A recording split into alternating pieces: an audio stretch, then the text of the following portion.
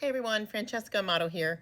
I wanted to do a summary of the most current data and research as early as this year, 2026, on the dangers and outcomes of shared or presumed 50-50 parenting in family court.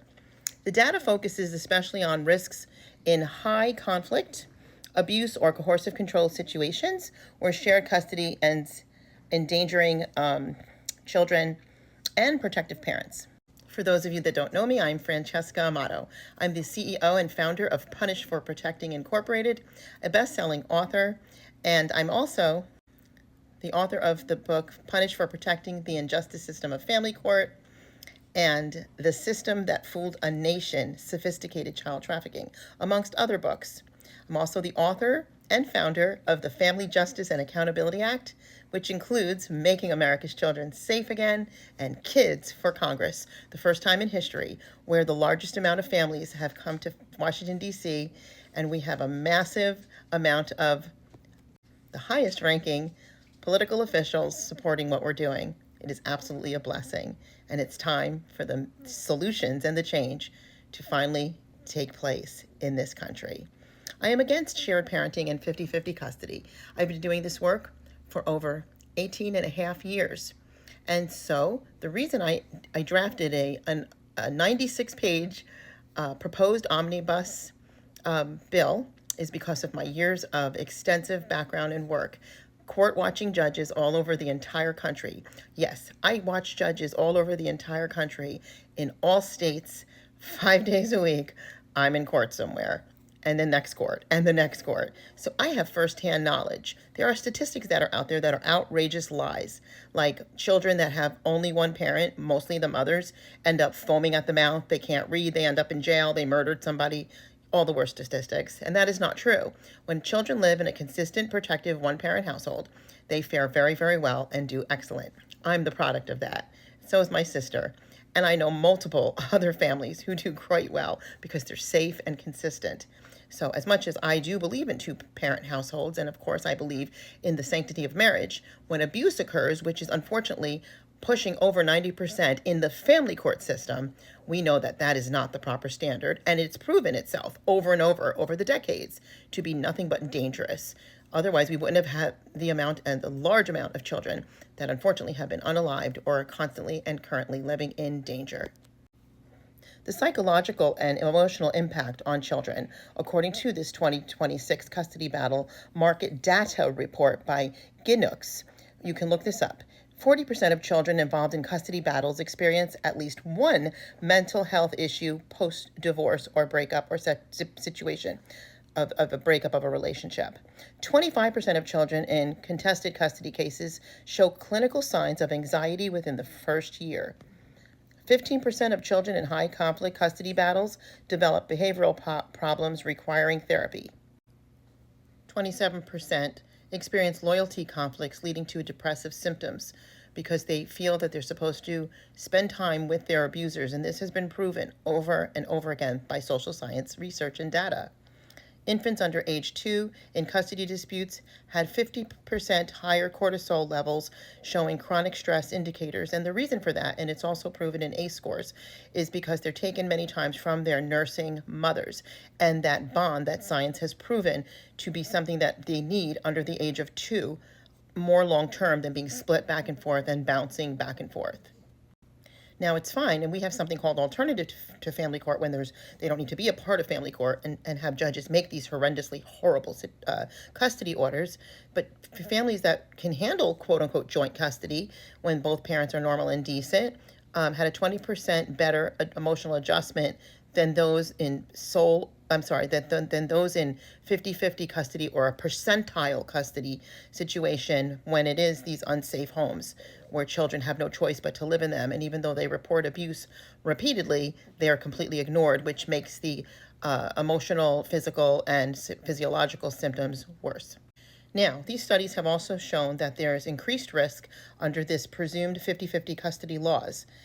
Two independent 2025-2026 policy analysis from Life Saving Divorce highlight serious issues within state-level shared parenting laws. Kentucky is one of the states that presumed the 50-50 custody law, which was adopted in 2018. And this has definitely not measurably improved child welfare in these outcomes.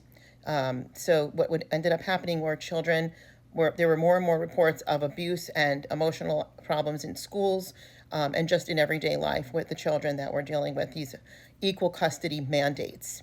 Research supporting shared parenting often excludes and ignores families with abuse, addiction, or high conflict.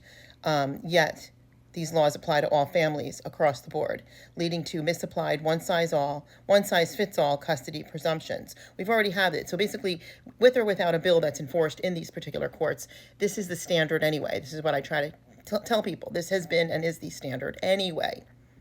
When a father's alleged parental alienation, mother's abuse claims are only believed only 23% of the time out of 100% of the time, and especially when it comes to child sexual abuse cases, those are only believed 2% of the time. Despite what we've seen over the country, it is unbelievable some of the things that we've seen in the medical doctors that I work alongside that clearly are concerned and clearly state that their recommendations are to keep the children safe from that perpetrator, and that there's evidence of sexual abuse that's completely ignored 98% of the time. So 2% of the time is the only time that that is accepted in courts. She's automatically diagnosed with parental alienation syndrome. Junk Science by Dr. Richard Gardner. Do your research. Also, another case study from the same source documents that equal time presumptions can trap protective parents, and I've seen it over and over again over the years, in unsafe arrangements. For instance, when one parent is struggling with addiction, mental instability, violence, courts still enforce the 50-50 plan, punishing parents who withhold children for safety reasons. Remember that normally if you were to withhold a child under any other circumstance for safety reasons, you'd be commended as being a good parent because you'd be doing the right thing. Not when you're involved in family court and they push a custody order on you and they force you between abuse your child, put your child in harm's way, or go to jail. That puts you in a really bad place, wouldn't you say? Where's this healthy? This makes no sense. Make it make sense, like we say. So another systemic family court concern from the same organizations and analysis, and also by One Mom's Battle, reports that new shared parenting laws across U.S. states shift the legal burden onto protective parents to prove abuse, which makes no sense. You should be there and disprove that you're not an abuser, prove that. And this needs to be handled in criminal court, which is what the Family Justice and Accountability Act would do. And it would stop family court judges from making these horrendous, disgusting, horrible, and endangering custody orders.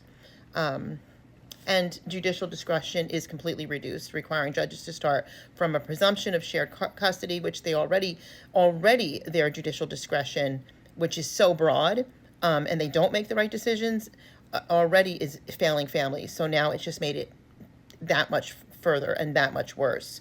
And it only deviate when extensive evidence is proven. And let me tell you, even when it's provided and proven, they still make these horrible decisions, and they still make these horrible custody orders that children cannot live by and protective parents cannot live by. Forms of